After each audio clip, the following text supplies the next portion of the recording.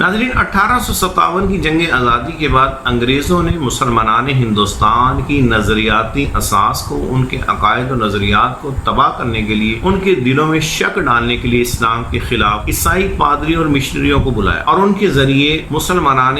ہندوستان کے دلوں میں شکوک و شبہات ڈالنے کی ناپاک کوشش شروع کی۔ الحمدللہ علماء اسلام نے ان کا ڈٹ کر مقابلہ کیا اور ہر محاذ پر عیسائی پادریوں کو ذلت و رسوائی کا سامنا کرنا پڑا، اور پھر وہ ذلت و رسوائی ایسی ناقابل برداشت ہوئی کہ ان کو ہندوستان سے بھاگنے کے سوا ان کے لیے کوئی دوسری آپشن نہ رہی۔ انگریزوں نے جب اس محاذ پر یہ اپنا کارڈ فیل ہوتے دیکھا تو انہوں نے ایک دوسرا کارڈ کھیلا۔ انہوں نے مرزا غلام محمد قادیانی فراڈی کاڑے دجال کو معاذ اللہ نبی پاک علیہ الصلوۃ والسلام کے مقابلے میں جھوٹی نبوت کے لیے تیار کیا۔ اس مرزا کاڑے نے وہ توہین اور وہ گستاخیاں اللہ پاک عز و جل سے لے کر بزرگان دین تک لکھی کہ الامان والحفیظ ایک مسلمان ان صفحات کو پڑھنے کا متحمل نہیں ہو سکتا۔ لیکن قادیانیت کا یہ راستہ بھی الحمدللہ علماء اسلام نے، خصوصاً سید اعلی حضرت امام اہل سنت امام احمد رضا خان علیہ رحمت الرحمن، میاں شیر محمد شرک پوری علیہ رحمت، پیر میر علی شاہ صاحب گولڑا شریف والے، پیر جماعت علی شاہ صاحب اور بہت بڑے بڑے اکابرین اہل سنت نے ان کا ڈٹ کر ہر فورم پر اور ہر دور میں مقابلہ کیا، یہاں تک کہ 7 ستمبر 1974 کو قادیانیوں کو بائی لا کافر ڈکلیئر کر دیا گیا۔ اب یہ لوگ آئینی طور پر بھی کافر ہیں اور اپنی اسلامی اعتبار سے کسی طرح کی اسلامی علامت کو علی اعلان ان کو شو کرنے کی، اختیار کرنے کی اجازت نہیں۔ قادیانیوں نے جب یہ دیکھا کہ مسلمانوں کے صفوں میں ہمارا راستہ بند ہو گیا تو اس کے لیے پھر انہوں نے ایک نئی سازش کی۔ مسلمانوں کے اندر سے ہی ایسے افراد کو ہائی جیک کیا کہ جو بظاہر علمی کتابی ہوں اور بظاہر ایک اسکالر کا ٹھپا ان کے منہ پہ لگا ہوا ہو، لیکن حقیقت میں وہ قادیانیت کا راستہ ہموار کریں۔ یہ ان کی آپشن صرف یہاں تک نہیں رہی، یہ تو ایک خاص طور پر ان کا تھا۔ اس سے ہٹ کے بھی مختلف قسم کے کوئی اینکر اور سیاستدان، پولیٹیشین، رانا ثناء اللہ جیسے، اور اسی طریقے سے جبران ناصر، حمزہ علی عباسی، رانا ثناء اللہ، ماروی سرمد، آسما جہانگیر، لیبرلز، ان سب کو استعمال کون کرتا ہے؟ لازمی بات ہے، اسلام دشمنی کے اندر یہ لوگ جتنے آگے ہیں وہ آپ ان کی کلپس وغیرہ میڈیا پہ وہ دیکھ سکتے ہیں۔ تو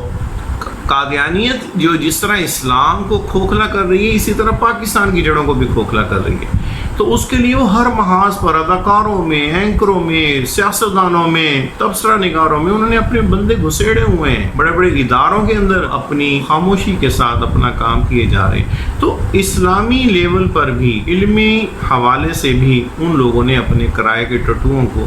ہائی جیک کیا ہوا ہے کہ جو آپ کے اذہان میں قادیانیت کے لیے راہ ہموار کرتے ہیں۔ قادیانیت جو کہ دجل و فریب، فراڈ کا دوسرا نام ہے، کذاب ہونے کا دوسرا نام ہے، اس کے بارے میں شدت نفرت مسلمانوں کے دلوں سے گھٹانے کی کوشش کرتے ہیں۔ اور لازمی بات ہے کہ جب تک کفر کے ساتھ انسان کی اتنی نفرت کی شدت نہ ہو کہ اس کو آگ میں بھی ڈال دیا جائے تو وہ آگ میں ڈالے جانے کو تو پسند کرے لیکن کفر میں جانے کو پسند نہ کرے، تو یہ ایمان کی بہترین نشانی ہے۔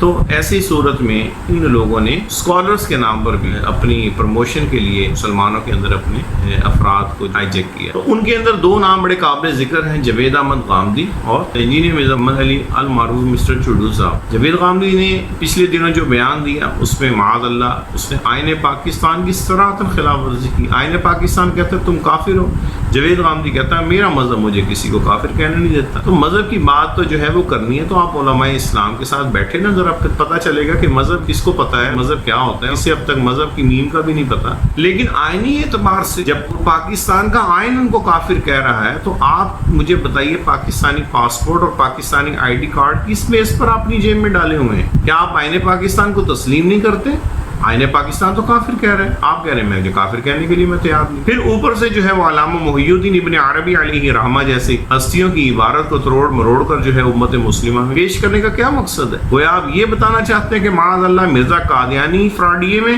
اور علامہ محی الدین ابن عربی علیہ رحمہ میں کوئی فرق نہیں ہے، اور بلکہ اس نے اپنی عبارت میں کہا بھی کہ وہ مرزا قادیانی تو ایک صوفی سا تھا۔ جناب ایسے صوفی جو ہیں اللہ پاک ہمیں محفوظ رکھے، اگر مرزا قادیانی صوفی ہے تو پھر اللہ پاک آپ کا انجام اسی کے ساتھ فرمائے۔ ایسے صوفیوں کے ساتھ ہی بروز قیامت پھر آپ حشر میں اٹھیں، یہ بھی اپنے لیے دعا فرما لیا کریں تاکہ امت مسلمہ کو آپ کے اخلاص سے کفر کا صحیح طریقے سے اندازہ ہو جائے۔ دوسرے نمبر پر جو خصوصیت کے ساتھ مسٹر چڈو صاحب ہیں، مسٹر چڈو صاحب بظاہر اپنی ٹیبل پر کتابیں سجا کے بیٹھتے ہیں، علمی کتابی بنتے ہیں، لیکن ان کا وہی منشور وہی ہے۔ ان سے اگر آپ جاوید غامدی کے بارے میں پوچھیں، وہ کہتا ہے میرا بھی وہی موقف ہے جو جاوید غامدی صاحب کا ہے۔ اپنے فورم پر بھی وہ قادیانیوں کی جتنی سپورٹ کرتا ہے، اس حوالے سے میرے 3 کلپس پارٹ 1 پارٹ 2 پارٹ 3 میرے یوٹیوب چینل پہ موجود ہیں، وہ آپ دیکھ سکتے ہیں، اور آنے والے وقت میں اس سلسلے کو مزید آگے بڑھایا جائے گا انشاءاللہ۔ اب مسلمانوں کے ایمان کے تحفظ میں 2 چیزوں کا بڑا کردار ہے۔ نمبر 1 اکابرین امت، یعنی امت کی میجورٹی سے ہم اہل سنت والجماعت کہتے ہیں، ان کی اور ان کی جو اکابرین محدثین مفسرین مجتہدین اور اولیاء اللہ صحابہ کرام علیہم الرضوان اجمعین سے لے کر اب تک، تو ان پر مسلمانوں کا جو اعتماد ہے، اور جس طرح اکابرین علماء نے اپنی اپنی کتابوں کے اندر جو عقائد اہل سنت اور عقائد امت مسلمہ جو بیان کیے ہیں، امت مسلمہ الحمدللہ اس پر کامل اعتماد رکھتی ہے اور کامل ان کے ساتھ متفق ہے۔ دوسرے نمبر پر علماء دین، علماء اہل سنت جو موجودہ دور میں ہیں،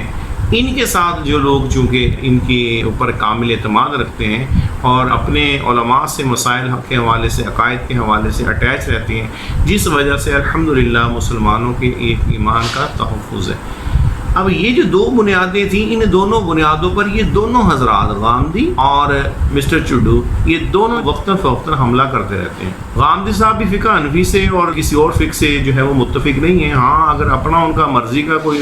مسئلہ ہے تو پھر کہہ دیتے ہیں کہ امام شافعی یوں فرما رہے ہیں، یہاں امام اعظم نے یوں فرمایا، وگرنہ صریح لفظوں میں وہ کہتے ہیں کہ جی بس 1100 سال ہو گئے ہیں، اتنا لمبا چل پڑی تو یہ بس کافی ہے، یعنی کہ ان کے خیال میں تو اب ایک اجتہاد یہاں ہو جانا چاہیے اور اس کی اب ضرورت نہیں رہی۔ یہی حال میرے ساتھ چڈو کا ہے، وہ بھی کہتا ہے کہ امام اعظم سے تو زیادہ مجھے سائنس آتی ہے، اور ان اکابرین کے بارے میں کبھی تابعین کے بارے میں لفظ چڈو استعمال کرتا ہے۔ میں نے اسی لیے اس کو شروع کیا ہے تاکہ لوگوں کو پتہ چلے کہ اگر کوئی بدبخت اٹھ کر تابعین کے لیے یہ لفظ استعمال کر سکتا ہے تو اس کرائے کے ٹٹو کے لیے کیوں نہیں استعمال ہو سکتا۔ لہذا حسن اخلاق کا مظاہرہ کرنے والے جو ہے پہلے اس کے بارے میں ذرا جان لیں کہ یہ کس کیلیبر کا شخص ہے۔ اچھا، اس کے علاوہ پھر صحابہ کرام کے بارے میں اور اکابرین امت کے بارے میں، حضرت سیدنا خواجہ معین الدین چشتی اجمیری علیہ رحمہ، ان کے بارے میں، یہ دونوں جو افراد ہیں غامدی اور مسٹر چڈو صاحب، دونوں ہی علماء اہل سنت کو اور اکابرین امت کو تضحیک اور طعن و تشنیع کا نشانہ بناتے ہیں، یعنی دونوں ہی اکابرین امت سے خوش نہیں ہیں۔ اب غامدی صاحب تو حدیث رسول سے بھی خوش نہیں ہیں، کینیڈا جانے سے پہلے حدیث کا ریفرنس آپ ان کے کسی کلپ میں نہیں سنیں گے، اور اب شرما شرمی کچھ جو ہے وہ اپنے مطلب کی جب روایت آتی ہے تو وہ کر لیتے ہیں، اور اگر کنڈیم کرنا ہو تو وہ پھر بخاری اور مسلم شریف کی بھی والی حدیث پاک ہو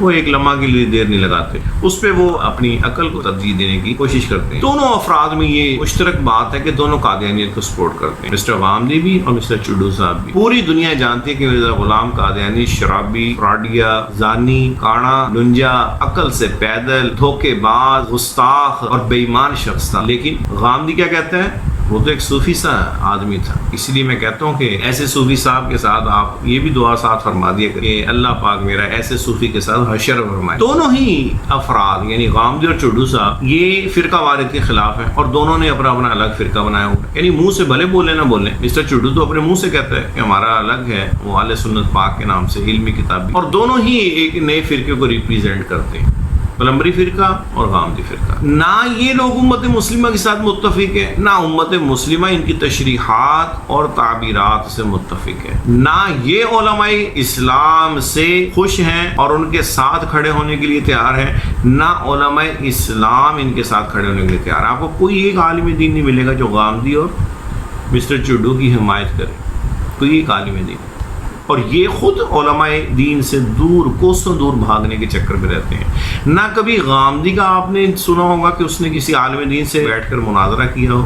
اور نہ آپ مسٹر چڈو کا سنیں گے کہ اس نے کسی سے مناظرہ کیا ہو. اور مرزا غلام قادیانی کا بھی یہی حال تھا، وہ بھی اپنی کوٹھڑی سے نہیں نکلتا تھا، وہ ویسے بھی للکارے دیتا رہتا تھا، لیکن جب اینڈ ٹائم پہ آتا تھا پھر وہ بالکل اندر گھس کے بیٹھ جاتا تھا. دونوں غامدی اور چڈو صاحب میں بات کامن یہ ہے کہ دونوں ہی غیر مسلموں کو، کافروں کو، عیسائیوں کو ان کے حق میں جب بولیں گے تو ان کی ٹون کچھ اور ہوگی، لیکن یہی لوگ جب اکابرین امت کے لیے اپنا منہ کھولیں گے تو اس وقت ان کی ٹون کچھ اور ہوگی، ناموس رسالت کے حوالے سے ان کی ٹون کچھ اور ہوگی. اور دونوں کا ایجنڈا ایک ہی ہے، ختم نبوت کے حوالے سے قادیانیت کے بارے میں جو مسلمانوں کے دلوں میں ان کی نفرت ہے اس کو گھٹاؤ، اس کو کم کرو، اس کی سنگینی کو کم کرو. معاذ اللہ، اس ضروریات دین جو اتنا اہم عقیدہ ہے کہ جو ختم نبوت کا انکار کرے،